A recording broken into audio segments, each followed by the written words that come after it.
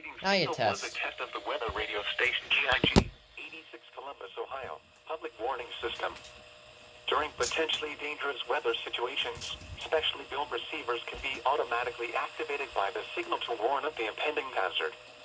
Tests of the signal and receiver's performance are normally conducted by the National Weather Service between 11 a.m. and noon each Wednesday. If there is a threat of severe weather, the test will be postponed to the next available good weather day.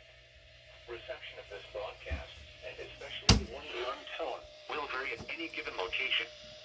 This variability, normally more noticeable at greater distances from the transmitter, can occur even though you are using a good quality receiver in good working order.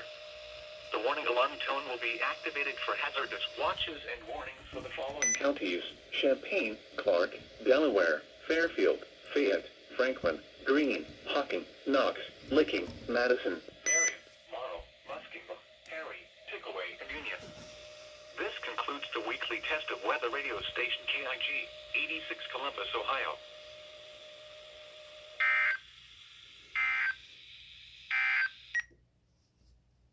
Let's see, they tested nearly an hour late.